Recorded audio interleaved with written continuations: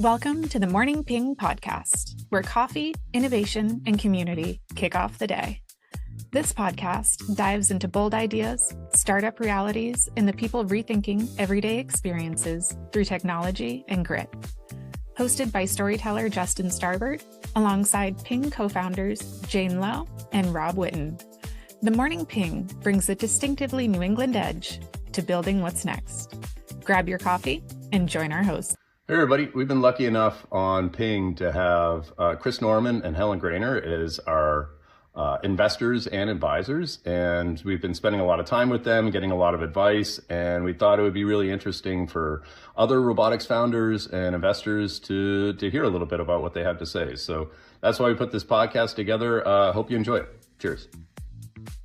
I never met a robot I didn't like. Yeah. That's a good point. We are lucky enough to be here at Helen Greiner's house, and Helen Greiner was one of the co-founders of iRobot, and I'm also here with Chris Norman. We go way back to iRobot days and making PackBots and Sugvies and having the robot pit and just a lot of fun memories, and we feel amazingly lucky to have these two folks helping us on so much of Ping, and whether it's investing or advising or working or like really working through all the grind of the failures and that sort of thing. It's just awesome, and so we wanted to be able to share that with everybody and just talk a little bit about some of the fun nostalgia from iRobot. What similarities we see, and I think one of the cool parts that we can talk about are all the people that worked at iRobot and are now filtering out into all the other robotics companies and the other startups, and just the legacy that iRobot has created, which I think is super cool. So Helen, when you look back to the very beginning of iRobot, what problem or belief really drove you to start beyond the technology itself? Well, we didn't really start with a problem. We just started knowing that robots should be used in the real world. We thought they should be used for the dull, the dirty, the dangerous jobs. There really weren't robots in the world, and we couldn't see why, and we really wanted to be the people to bring them to life. Well, and we were just talking about this on the way here. I think it's amazing that I can't think of another robot in our daily lives since Roomba that anybody has put out there. So in a way, you were way ahead of everybody by a lot, to actually create something that people would want in their daily lives. And I can't think of a good example of somebody that's done it since. Can you? I don't think so. And so, I don't know, I think it's very cool that you guys push through that. I think are getting some traction now, especially in Europe, but no, in this country, they haven't. There is somebody on our street now with a robot lawnmower, so it cuts the grass a little too short, but, you could train that to say. That's right. Yeah. So, but yeah, no, I think, what is it, 1 in 3 people in the U.S. have a Roomba in their house or something like that, or it's some very high number, but nothing else has that level of proliferation at all, and I think that's the exciting part about the future is, like, I think there's a lot of things that are on the cusp of maybe being a part of our daily lives, but just aren't there yet. Mm-hmm. What do you think will be the next thing in your daily life? The next robot in your daily life? Well, I wish it was folding the laundry, but it's a very hard technical challenge. It's really hard, yeah. And I think next will just be, the lawn mowing, as we just talked about, because it's a job that robots can do today. Mm. Yeah. What do you think? Robotics, it's all about cheating. Yeah. Make the problem simpler, because general problems are just so difficult to solve. Yeah. Well, it's funny to make a lawnmower that will do any lawn. Why don't we just change the lawn to make it easy to mow with a robot, right? The same with a house or whatever. You'd have nice flat floors for the most part. So interesting. But you said you're looking at different things now too, right? So you're looking at. I'm looking, but it is a very hard challenge to find a place where you can first develop the robot, and second, get it to market at a cost people will take out their wallets and buy it. And also, it's got to have a way to stay ahead of the competition. And Roomba was ahead of, iRobot was ahead of the competition for 20 years, but, after Eventually that, they all catch eventually up, the yeah. competition catches up. So Yeah. you really need to find a place where you can protect your company. Oh yeah. Yeah, that was almost a mysterious thing of like, why weren't other competitors showing up? Yeah, people are like, are you surprised as competitors? It's like, no, we were surprised we didn't have competitors Yeah. Sooner. in the next 2 or 3 years. It was literally 20 years. Oh yeah. That's so funny. Yeah, and I think it's just that robotics are complex, just all different pieces that have to come together. It's easy to underestimate. Yeah.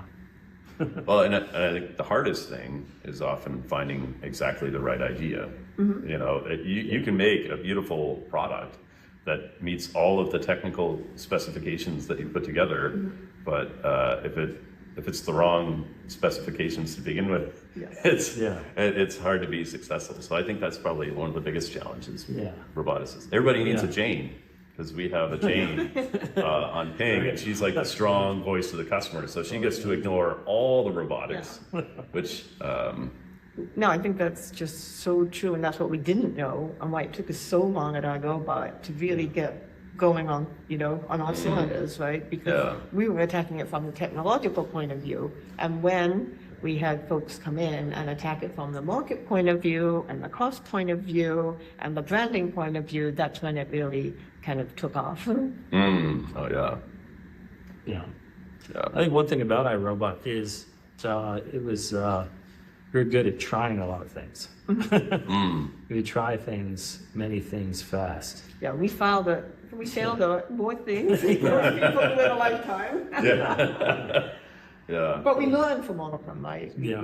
We learned from the toy industry how to make cost-effective robots, and we learned from the large-scale cleaning industry how to do better cleaning, and we learned from the military how to build really rugged, reliable robots, and all that learning went into the most successful product, which was the Roomba. Oh yeah. I remember, I wasn't part of it. I remember hearing stories about doing the toys, and it would be weird because you have all these dolls lined up on a bench, and then one of them would randomly start like turn its head and say, "Hi."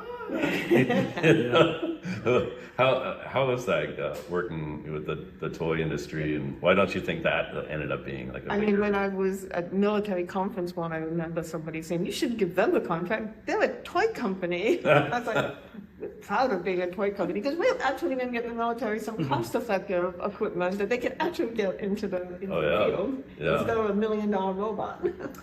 Well, that's how Sugby ended up, being the sole survivor of FCS. Actually, was we ended up putting less expensive sensors and radios and controllers together, and said, "Well, here we just have to do this for testing, so just use this." And we ended up qualifying that. Right. I think we called it Increment 1 at the time, and we qualified that, and that's ended up what being was fielded. It was supposed to have. I think the other thing that made it successful is you guys really stood your ground to the military with honesty and forward. If somebody gave you a requirement that couldn't be met, instead of just going along with it, like some of the large defense contractors, you really had to stand your ground and fight and go to the next level and go to the next level. And sometimes you had to go to the top general on the program just to get this tiny little robot to not have to carry a fire extinguisher, right?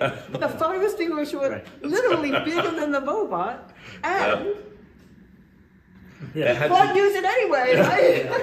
And the other one was it was a tracked vehicle, so it had to be able to tow another tracked vehicle, so we had to put a tow hitch on. And we had to argue about whether or not it needed a tow hitch to this is a 30. I was at the high-level meetings, and it was me and Lockheed and Boeing and all these like large defense contractors, and I'm like, why you guys just quiet and go along? It's like, no, because it will not work at the end of the day if we either cut corners or we don't fight for what's a good requirement spec, right? And all took that very seriously, and it's not giving good value to people, right? And you don't take the money if you're not going to be able to deliver. It's just not right.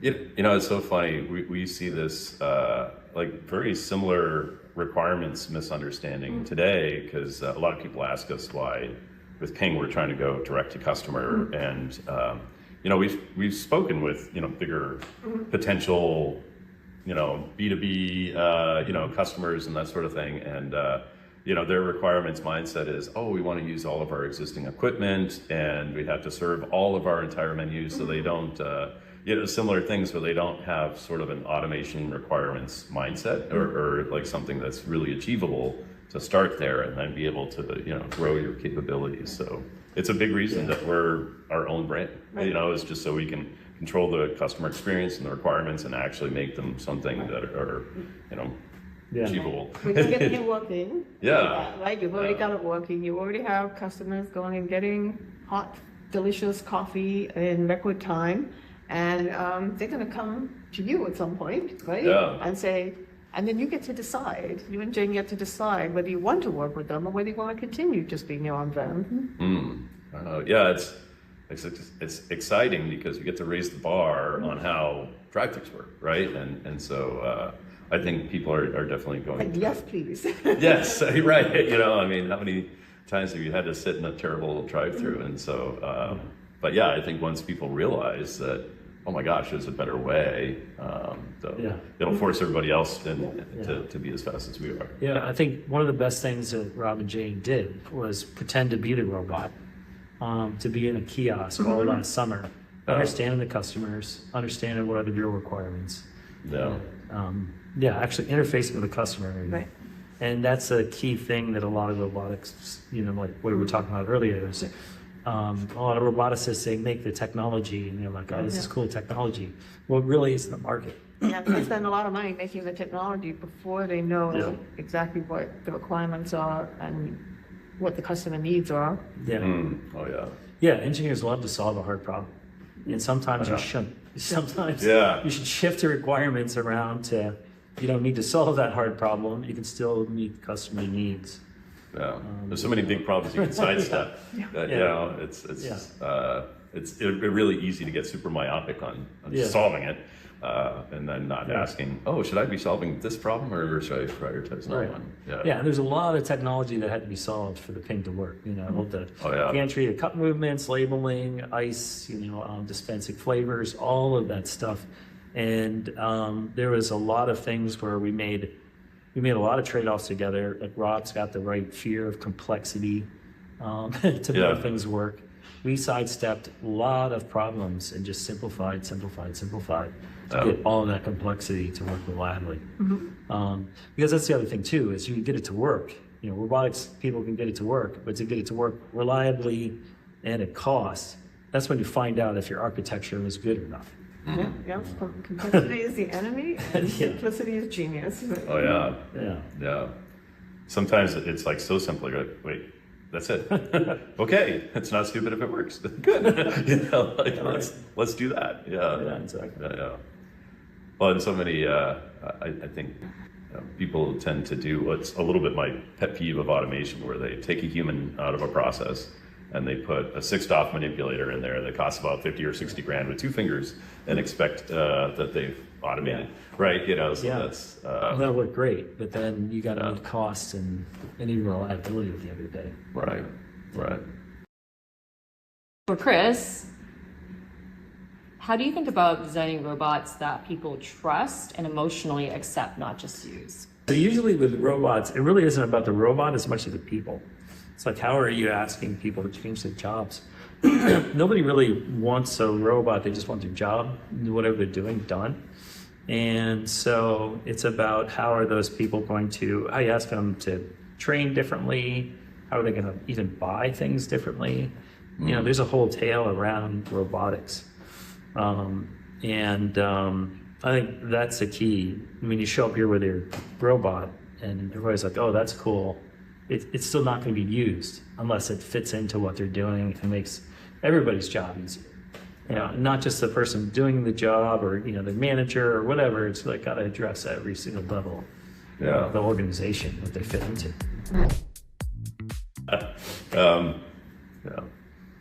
So I guess relating that to paying. Relating that to paying. So at the end of the day, there's going to be people around, using the ping pods, and so the people that own the pods, it has to work economically for them, but then it also their time, and then how they they need to re-outfit or replenish the pod with all its ingredients. Yeah. So that whole, exactly how they maintain it, and even the robotic stuff, how they see problems and how they can fix problems, modularly fit new systems in there, and then, replenish the pod. All of those things are critical to the robot succeeding. Yeah. It's not just a robot working perfectly along the side of the road. It's about everybody who interacts with this robot. Not just the customers, but the owners of the pods or the people that operate the pods. You just have to make everybody everybody's life better with this robot. The robot's just going to fail. Yeah. Oh yeah. Well, I think with customers, like they definitely come for the novelty at first, but they don't come back unless it's like super convenient. Like they come back for the convenience. It's interesting that a robot made it, but it's more interesting that they didn't have to wait for it, I think. And so okay, in your case, the convenience and the taste. Yes. Oh yes. It has to meet a certain taste expectation for sure. Yeah. But yeah. Yeah, the focus on quality, I think. Yeah. Yeah. And I think people are excited about not only being able to license our pod, but the affordability of it, and how we're going to take care of all the servicing and the resupply, so you don't have to become a robotics expert. Like I think it's the robot, but also the process and the support structure that you put in place around it, so that this is something that's easy for them. It's accessible. Like instead of taking a job with automation, you're actually creating an ownership opportunity, which I think is really exciting. Like for other people like us with some money but a lot of motivation, right? To be able to go out and own something. I think that's like not an opportunity a ton of people have, right? So that's exciting for us. That's really cool. They don't allow other small businesses to exist. Yeah, to grow too. Yeah. I mean, because if you want to own a lot of franchises, you have to be a millionaire to start, right? It's like, oh, okay, let's just let's just let them make the money, right? Whereas like folks that have been working engineering or is an electrician or a plumber, they're all super interested in hearing more about the license deal, because it's something that they can. It's reachable, it's achievable, and it could scale, once you see success. So that's like really exciting from just like the overall thing that we can do. So great. What part of robotics are you genuinely most excited about, not as technologists, but as people who care about everyday impact? Not folding laundries, I think. As a consumer, not folding laundry, but my real answer is the opportunity in elderly care, so people can stay living where they want to live longer. Don't have to go into a nursing home. If they can get around their home, if they can continue to get out of their bed and go to the bathroom. And there's one company in Boston, Roomba, who's making a wheelchair that helps you with getting around your house, going to the bathroom on your own, and being able to stay where you want to be for longer. So I'm most excited about that. Oh yeah, Alex's startup is great, and I don't want to pitch against him again because he's so good. Like I know the beginning was a humiliation. And then I just know I'm done. Like he's talking about his grandfather at the beginning, like not being able to maneuver, and this gave him his freedom back. And it's like an inspiring story. I'm like, crap, I'm going to lose to this guy because he's just. But if I also actually like good coffee, I wouldn't mention him. Yeah, there you go. Yeah. We'll make something you like. Chocolate. Yeah, there you go. Nice. Well, everybody's hot to trot on humanoids, and I think it's kind of silly to put all of your money into humanoids and AI, right? So, we wanted to talk about that. Well, what are your thoughts on humanoids? Like, how soon will general purpose robots actually make sense? Oh, I think they'll come. And they'll be in your home, they'll be everywhere.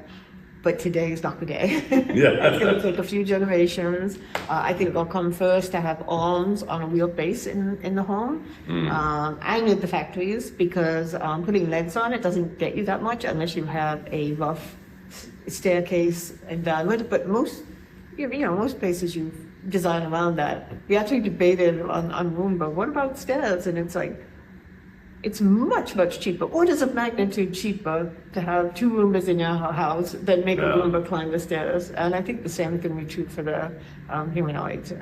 Give them a little hand where they need it if there's a step. Yeah. What do you think? Yeah. I mean, you don't want to bet against technology progression, but just the degrees of freedom, the price of everything that's in that, all the joints, all these. The joints are very expensive, to get the accuracy that you need, like harmonic drives or whatever. So it's just so expensive. But I would never say never. I would never say never. I just think it's going to be probably a few decades as the manipulation gets better, as the artificial intelligence gets better, as everything gets better, and people start working on some realistic use cases. So it's coming, but it's a long way off. And some of the things that are being said right now are just kind of just ridiculous. As far as the state of technology and time frames and the promises, not that. Right, so when the cruise guy said they're going to solve, autonomous driving, self-driving in 2 years, way back when, and all the roboticists said, no, you won't. But it didn't matter, and it did come eventually, right? It's like Waymo, when Tesla and others spent a lot of money and doing it. So it does get better and better over time when there's real money going into it, and I think this is the first time humanoids have had real money going into them. So I think we'll see some, manipulation going on in the house on some simple tasks. Yeah. Well, that's the thing. Like, I see humanoids being paraded onto a stage or dancing around or something like that. I rarely see a humanoid doing a task that I would pay, $50,000 for a robot to do. Like, I can't picture that. Or when I see one in a warehouse. $3,000 if it folded the laundry, I'm interested with that. I think we see a common theme on what robotics need to do for Helen Greiner. So, that's a challenge to somebody out there. I'd like to retract my comment about the manipulation robots coming soon. I meant decade. Yes. Well, soon is relative, right? It's hard, Yeah, it's easy to get things to like the 90% mark, and cool demos and all that stuff. To get it really reliable to work in the real world is just that takes that last 10% takes 90%. Well, and the impact of a failure, like having those legs, now you have like so much opportunity for it to just fail if one joint stops working, right? So now this thing could fall down a stair and hurt somebody, or land on a pet or a child or something like that, right? So by the time you felt really comfortable having in your home, it would have to be like, like way beyond what we've seen so far. I'll bring the laundry to the laundry folding over. That's right. Just isolate it, and it's like super folding state. Nice. I like it. I know that there are a lot of roboticists out there working for good. Do you think that there are any projects that you think aren't doing the world any favors? Ooh, a robot, specifically a robot project that isn't doing the world any favors. Well, I think about the videos I see online of those Chinese humanoids that they're teaching how to fight. Yeah, I think that's really kind of cool for entertainment. It's kind of cool. Although I think it's really hard to discern sometimes which is actually a robot doing it and which ones are AI generated videos of a robot doing that. And you're like, the ground isn't very disturbed here. It kind of looks very sus in terms of reality. But I never met a robot I didn't like. Yeah. That's a good point. I like any technology. You can use technology for good or bad. Right? Oh yeah, that's true. And weaponizing, or something like that, that's going to happen over time. That was actually a big thing. A debate at iRobot was whether or not to weaponize, and I think the closest we ever came was the disruptor, right? And that was even a debate to whether or not we. I mean, at the end of the day, we were doing robots that dealt with problems. So we built robots that saved hundreds of lives, and I think everybody was super happy proud of that, of course. Oh yeah, that was one of the You know, the soldiers came home and didn't have to deal with bombs. So we were kind of, even though we were doing military robots, it was like saving people. And then we didn't get too much into, you know, like we didn't get too much into like the weaponizing side of things. There's disruptors for opening doors and stuff like that. Yeah. And of course that, you know, it's a dangerous thing, but Yeah. but just about everything we were doing was dealing with bombs. Proud, and you guys should be too, that the robots we sent to Afghanistan and Iraq, they were credited by the military with saving the lives of hundreds of soldiers and thousands of civilians. And you know, that's one of the things I'm most proud of in my career, that those robots were out there. I mean, once I was speaking at the Army War College, and like this 3-star general on my right and 2-star general on my left, and after in the break, you know, it was all promotable colonels in the audience, and I thought they would get swamped and I'd be left alone. But so many of the guys had just come back. A lot of them were EOD, explosive ordnance disposal, and one guy gave me his coin, and he said, that robot saved a whole squad of people on one mission, and, you know, thank you. And I had a whole bunch of folks come over and shake my hand, and that was one of the best days of my life. I still carry the coin he gave me. Oh wow, that's cool. Yeah. That's cool. Yeah, it doesn't really get any better than that. To work on technology and then have it make a real impact on people's lives like that. It's just, People coming home because of, they send a robot up to a bomb instead of a person. Oh yeah. Remember Scooby? Like that was like one of the PackBots, and they had named it Scooby, and they sent back all the pieces. So I think we had it mounted on a board, but I think that was one of the ones that saved multiple lives because it was. It's in the Cool Things Museum. Yeah. I found it in the robot graveyard in Huntsville, Alabama. Oh, you found it? Oh, that was you? Oh, wow. I found it, but I didn't take it. It took someone else to go and grease the wheels a little bit. I think it was some, maybe I shouldn't say that. Yeah. It was acquired. But it was in the junkyard, right? Wow. And the only people that it really meant so much to was iRobot. So it's in the iRobot Cool Things Museum. Yeah. Oh, that's cool. That's awesome. I didn't hear the story. Yeah, I just saw the robot thing. You know, the pieces of it, the leftovers. Yeah, it's amazing. Yeah, that was really cool. Yeah.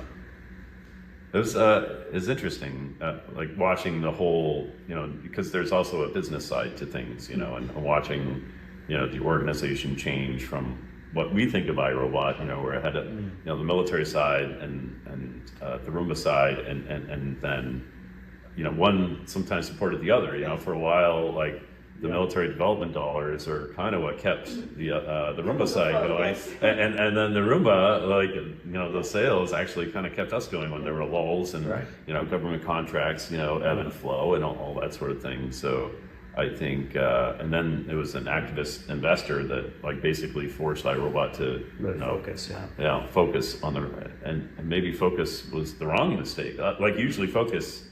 On one thing is a good thing, but in the case of iRobot, it felt like the wrong thing. You know, the beginning of a path. To me, I don't know. What are your thoughts? When you have a market, you know, when you have product market fit, it's good to focus and go after that. But that's going to go away at some point, and then at that point, you better be diverse with your technologies and everything you do. Like iRobot was super diverse in technologies, and then, you know, as Roomba became the big thing, everything's focused into that. That's not a bad thing, but that doesn't mean that you're not equipped to come up with the next thing. No. Spinning out the military side of the business was after my time at iRobot. Oh right, yeah. So, you know, I don't like to be the armchair quarterback, right? You have to do what you have to do. That's right. I mean, the robot vacuuming market is so huge, right? And to stay ahead takes so much money, and to have to put money into 2 sets of, you know, R&D, you know, research side is very difficult. I think what was great is that it went out as a separate company, and then that company was acquired, and then the company that acquired it was acquired, and all the robots are still out there being made and helping the military. So I don't like money. I don't like effort. I don't like development dollars. There's a lot that goes to waste in the robot field, and that just really bothers me. And so I'm proud to say that still exists. Every once in a while, I see a news article on the PackBots or the SUGVs or their descendants are out there doing something. Yeah, that's cool. It is. I mean, well, and that's like kind of a good segue to the legacy of iRobot. Like the legacy out of iRobot is huge when you really stop and think about it. The products are out there forever, even though you know, Roomba has been replicated. Like, look at how many knockoffs it created, and that sort of thing. But also the people, the people moving on, and so the people that work there are at Boston Dynamics. They've started their companies. They're still, some are still at iRobot, right? And so that hasn't gone away. It's just changing ownerships and that sort of thing. But for you, like, what do you think is like the coolest part of the legacy now that you're like a little more away from it? I don't know. Well, all the time, seeing people around their houses, one of those things, the military robots continuing to save lives is another. But then all the companies around that have started with these wonderful engineers, these innovators we have with our robots. So Ping, Owl Labs, Turtle, and who else is It's a bunch. Oh, Occipital AI, that's got Bassett and Chepetta, Mark Chepetta, I think there are a few more. You think iRobot, Boston Museum of Science, you think like the belt, right? And it's been around for so long. It's actually really cool being here at Helen's place and seeing like part of the museum here, right? And that's a good time to cut to the B-reel of the museum, but just like my personal collection. It's amazing. It's amazing. I love your collection. I think it's so cool. I love looking at it. Okay, this is a question for everyone. What is the hardest moment in taking robotics out of the lab and into people's daily lives where the real world refuses to behave like a test environment? Oh, the hardest thing about moving out of the lab into the real world. I think, well, this is one of the reasons we have to test and have to operate as quickly as possible, because I think one of the biggest challenges is not actually understanding how your product's going to be used. Because until you put it into somebody's hands who has no idea about all your dreams and hopes about this robot, they have no idea about how you intended for it to be used. They're just going to start using it. And you might find that they do it in a completely different way than you ever suspected. And then having to realize that maybe half of your requirements are wrong, even though you've developed this thing, for them to try. Yeah, robot is fundamentally disruptive. Like, it's doing things differently. And that means that everybody who was doing a thing has to change like the way that we're doing, and that is everything from like, how they train to do their job, how they train to learn to do that thing we're doing, how they buy stuff for it. It's just inherently disruptive, and so everything around that is a change. It's hard to anticipate, all what the people around the robot are doing, to change. I think that there were some challenges when we got the Roomba out first. Like the first generation, I think it was the treads on the wheels wore down really quickly, and we had to replace wheels for people. There was one generation that even though we did a lot of testing, it was accelerated testing, and it turns out when it sat on the charger for a long time, it drained the battery, and the battery stayed drained, and that killed the battery after a while. So, we had to fix them all, and we sent a dongle that fixed the problem, but $250 million. Right? So it can be very expensive when you've got a product out in like a large number of homes, and so really changing the mindset from like really testing in every kind of situation that the robot could encounter. But one of the neat things that happened was, people buy Roomba as an appliance, but when they get it home and it's going around and it's avoiding things and it's, it has its cute little beeps and bloops when it's done or when it's unhappy, and they start thinking a bit, more like a pet. It's the only thing they used to that has those kind of characteristics. And, They'll name it. Yeah, that's what name it. It's and it was really surprising that people actually made a connection to the piece of technology, and I thought that was really kind of cool because it's kind of plays into my dream to build robots like what you do. Oh yeah, I remember this story from like your early inspiration for robotics was R2D2, which I'm a huge Star Wars fan, so I can totally relate. And, it's funny. Do you think R2D2 will be, a robot we see versus a humanoid robot, something a little? Well, and you discover in the stories it did have jetpacks. But burn out the quarter floor. It's kind of my inspiration, my muse, and I think with the Roomba having that emotional connection to people, and the military robot saving lives, I got not the whole way there, obviously, but at least part of the way there. So it really is a dream come true. Oh yeah. Yeah, when you look at a PackBot or a Sugby, it has the sensor, lenses and everything, and ways to move around. It's slightly different, but it feels like right, and not just people being in the room, but the military guys, they named them, and they had them on Mission Scooby-Doo, and many others that once they start becoming part of the team, then giving them names. Anthropomorphizing them. Yeah, that's super cool. Yeah. What would you say to aspiring founders? What's one lesson you wish you had learned earlier about building global robotics companies? And also, is this a good time to be building? Don't do it. No. You gotta be a little crazy. My advice is very simple. Make sure you have a problem, you thoroughly investigated the problem that you're trying to solve, and develop the technology around that problem. And include the price point, include like how they're going to use the technology, because if you don't do that, you'll spend a lot of time going down, dead-end paths until you get to the right solution. It's much more efficient to start with the problem. And that's something we didn't do at iRobot, but it did take us 12 years to get to the number. So if you have 12 years, don't do that. Right. But there's a lot of learning along the way, so. I think that's the most important thing, product market fit.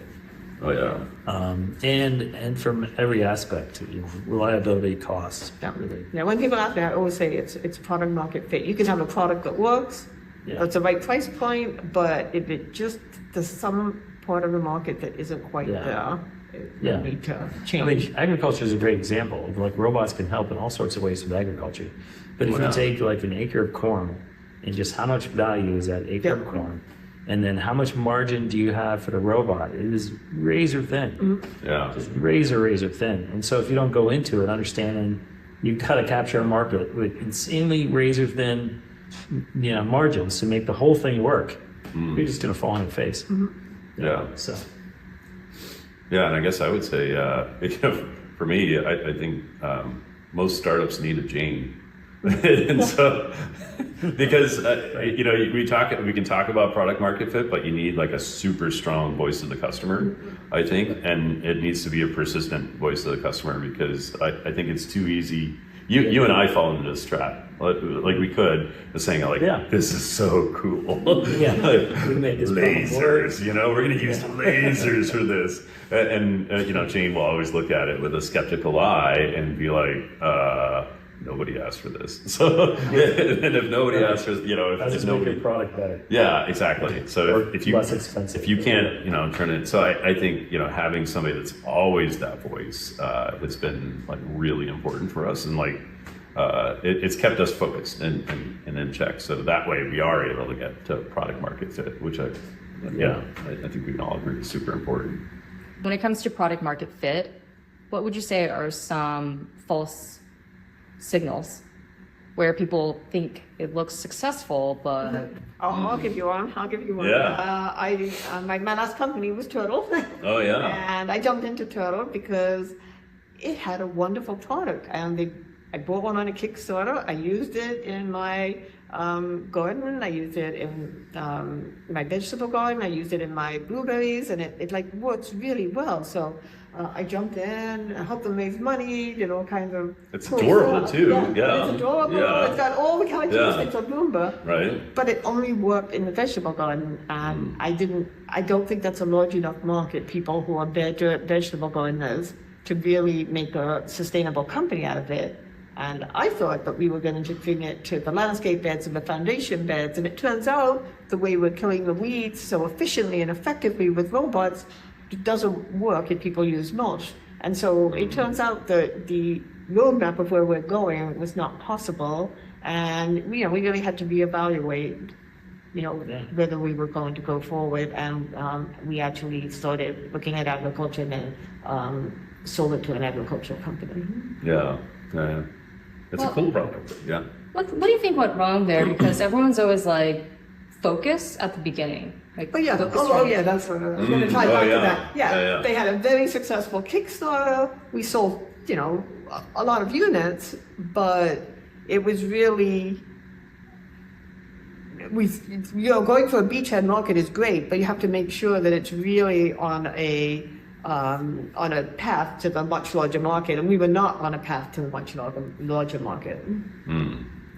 But it met all of its technical requirements. Yes. Like you achieved everything, the team achieved everything. I they love meant. my turtles. Yeah. I would not want to garden without my turtles, because I leave them in my garden when I go on vacation. 2 weeks you come back, there's no weeds. It's an amazing product. Yeah. But it's like what you were saying about the cornfield or the wheat fields, right? The margin, I mean, the scale of that market is not large enough to have a team of engineers that you need. You need mechanical, you need electrical, you need computer science, you need systems engineering, you need manufacturing. Right. To have that team of people available for it just wasn't economical for just the vegetable gardens. It would have had to be, we're progressing to the next step, the foundation beds, the landscape beds, and maybe the other things around the house and garden later on, but we just couldn't get there from a technological point of view. Yeah.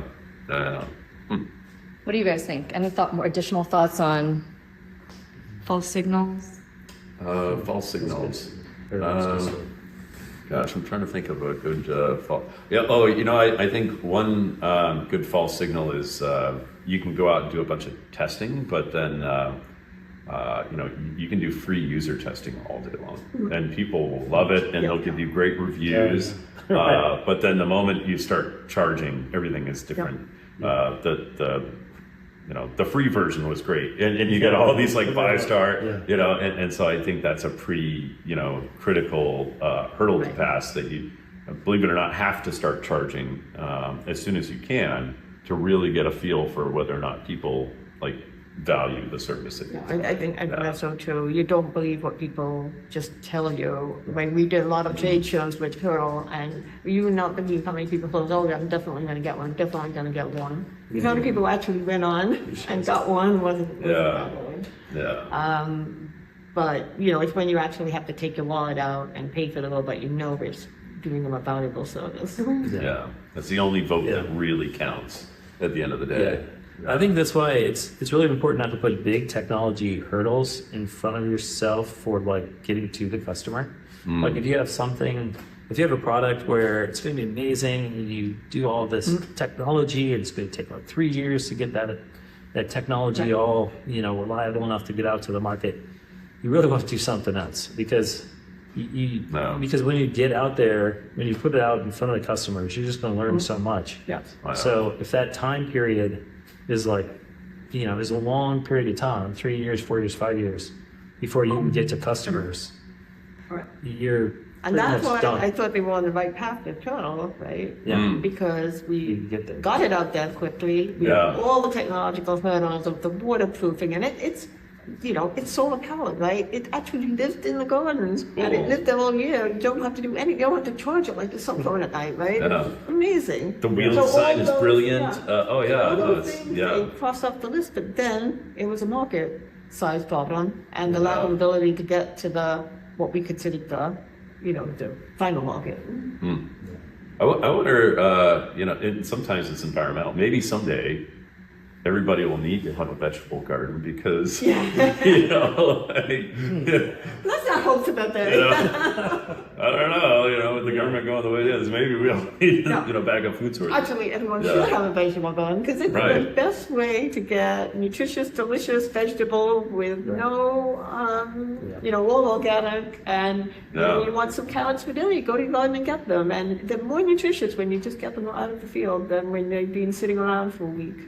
Yeah, but maybe, culture could change and we all end up having vegetable gardens and then this product makes sense again.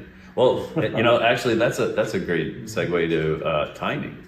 Like you have to time them, like people have to be ready for stuff. I think one of the things for us was, so we're doing a phone app and you order on the phone and you have to share your location.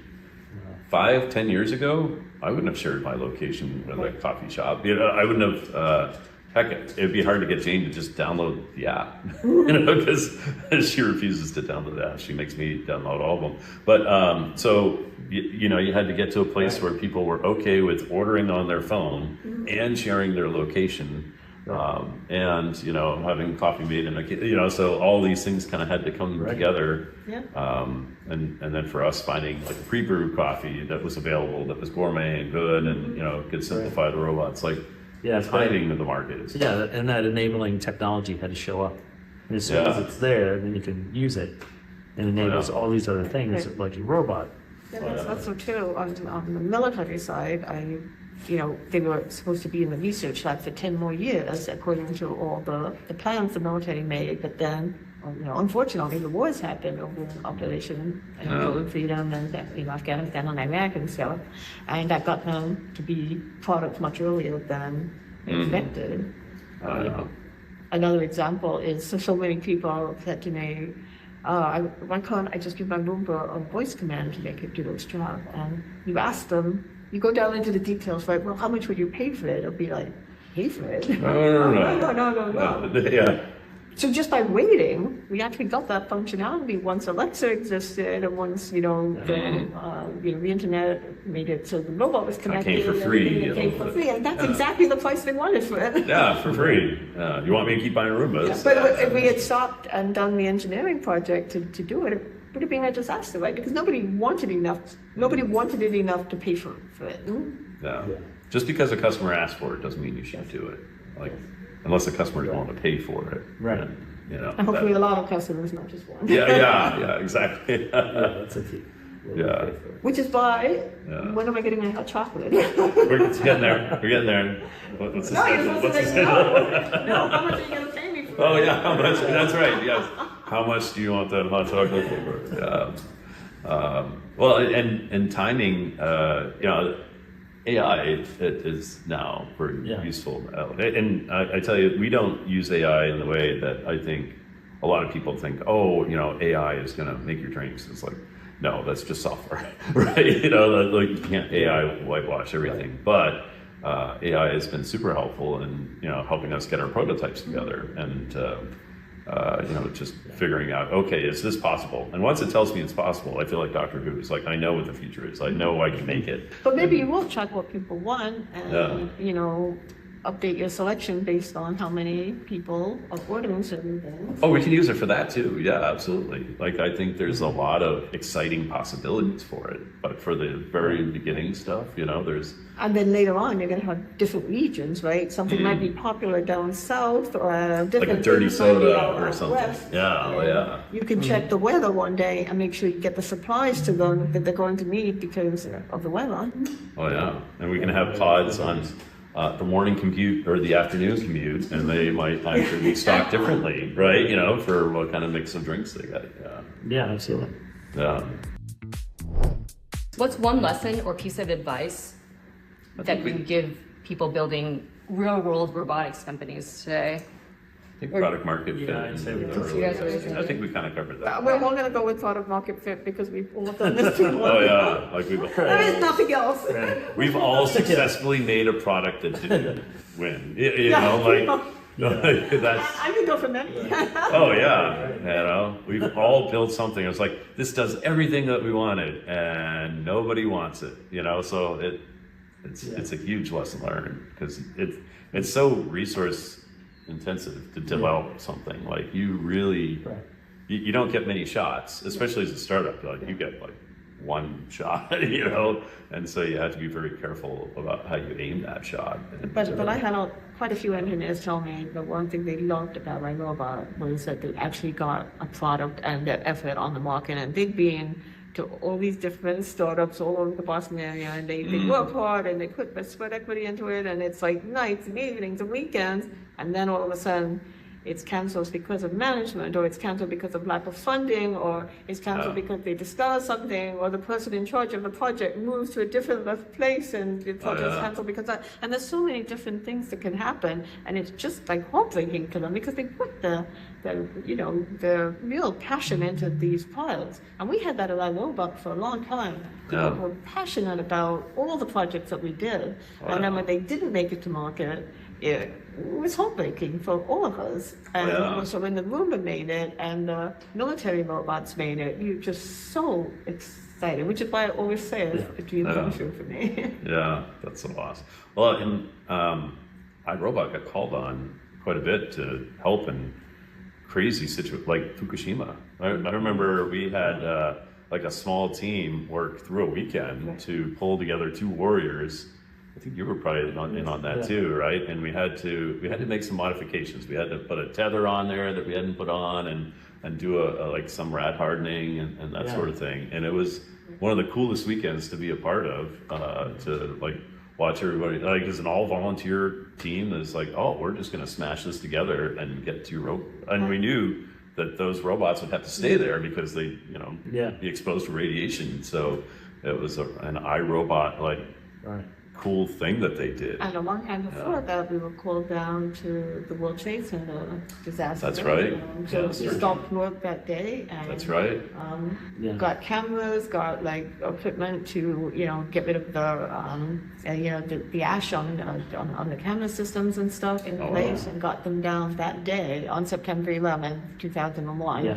To the the whole company was immobilized. Everybody was like, lab was just packed with people building stuff. Just impromptu organization of all the different pieces. And then the final disaster. That's right. It was where they had, the Gulf of Mexico for a while. We got some of the sea gliders out there to map where an underwater robot. There. So, it really is fulfilling to get the robots where they need to be when people need them. That's cool. It's pretty cool. It really speaks to having a breadth of products within a robot company was really quite powerful in a lot of ways. It's we talk about focus, but sometimes having the ability to have that breadth and depth is really cool. Well, it wouldn't have happened, honestly, to have both at the same company, except they both succeeded at the same time. One summer. Secret mission, deployed the PackBots to Afghanistan. They were doing it in secret, and then at the end of the year, in August, they had like a press release from the Bagram Air Base, and Chris was almost there. Almost. He was almost there. So he comes home. He's the guy who's going to go with him. He comes back, and he's like on crutches. What happened? He went to Tuckerman's. You did? He went to Tuckerman's, broke his ankle or something. Oh my God. That's why Tom Frost ended up going. That's funny. But then after that, the Roomba was launched that very same year in September. So they both really started succeeding at the same time. So we couldn't kill one of the babies, right? When they're both doing, getting worldwide attention, right? And they're both doing really well in sales. And so having them both succeed at the same time was what enabled it. Because if one had started succeeding and one sagging behind, that one would have been. Wow. That's really funny. Yeah, I didn't realize you were supposed to. Well, and it's funny. I remember seeing the pictures of Bones. I call him Bones, right? So it's because he's so thin. It's like trying to carry a PackBot. And it's like, we need to make this a little lighter. Do you regret that, or is it like good? No, I don't know. Yeah. Things would be different, but it would be, I think it was a great experience for Tom. Oh, yeah. It was amazing. I came on back all battle hard. Yeah, and he did a great job. Oh, yeah. That's awesome. I could have done the job. I wanted to go, but, jetting. Yeah. Yeah, right. I don't know. You're pretty good at walking around with the generals, So I think you would have fit right in. Yeah, that's funny. Mm-hmm. Yeah. So, as a woman founder, how were you able to move so freely amongst a world mostly dominated by men, whether it's engineers or generals or the military? Like, you were usually the one woman surrounded by men. I have to tell you, it was even worse back in the day. It's much better now with a lot more women engineers and technologists. But like everything else in life, it's a double-edged sword, right? And you can look at the negatives, but also people remember me and they knew me as the robot lady. And I didn't merge in with the crowd, so everybody knew who I was and what I was doing. And I think it kind of helped as well. Yeah, I mean, you stood out, right? So it was cool. That was awesome. And you would literally be flanked by, all these stars, generals around you. And there was Helen just kicking ass with her robots. So that's cool. Is there anything that you want to talk about the robot world, iRobot, anything that you haven't had a chance to say before and that you think is important to tell people?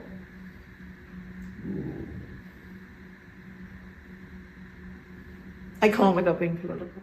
Well, it's tough, right? It's a tough time because I think, a lot of people have to be very careful about what they say with the times, not just regular politics, but also with what's happening with, the iRobot, changes. And I think what we've seen is just a ton of nostalgia lately because we've had so many iRobot people come by the site and they're slightly interested in Ping, but they mostly want to talk about the good old days of iRobot. And actually, this idea has been floating around about doing some form of reunion. Yeah, let's do it. I think it'd be cool, right? To get like everybody back that, feels that way about iRobot. I think it would be super cool to just throw like a big iRobot bash. Like we used to do the Sugby parties. We had some pretty kick-ass parties that maybe iRobot paid for. But you could do it right here. Yeah, oh yeah. In summer. I think it would be great, But honestly, I think there's hundreds of people that would be interested in going to. Like, it would be a big event, and I think that would be super cool. Are you drinking a coffee? Yeah, we'll do the coffee. On the pod right outside. We'll have to figure out how we're serving drinks at this thing. Oh wait, can we add whiskey to it? Yeah, I think the gauntlet's been thrown down by Helen, so we can do a reunion party where we can make the drinks for it. Yeah. iRobot was really unique. A lot of great people. Oh yeah. And just going at it. Didn't. I think some of us succeeded because we almost didn't know to stop. Yeah. Like there was just no, quitting was just not an option. Just doing whatever it takes to make it work. And it felt. You guys doing the bid on FCS and we're going up against all the large defense contractors and winning, right? Yeah, beat them. It was crazy. Yeah. Yeah, we really had no place being in that crowd and doing what we did. Just hitting up a rugby, right? Yeah. Something like that. Yeah, no, exactly. Yeah. I mean, it felt like, the robot revolution is like, it's going to happen, and this is ground zero. Yeah. For that. It's like, this is the place. And, a lot of people who believe that, and it was. Yeah. Yeah. Yeah, it's really. Well, and you and Colin are known for they just come after it every day. They just stuck with it. I think that you were telling me that. It's like, how do you think they, I was asking Norman, like, how do you think they really succeeded? And it's like, they just came after it every day. Like, I wouldn't say it was one particular moment or anything. It was just like every day they just kept crashing away at it, and eventually the walls fell down and things just kind of fell into place and worked. It was Too crazy to quit. yeah, like I mean, this is what we wanted to Yeah. do. Like, we're passionate about robots, and we want robots to happen. And, Yeah. we made them happen. yeah, no, exactly. So maybe that's the lesson for all the other founders. It's just don't give up, You gotta right? keep trying, Yeah. Nice.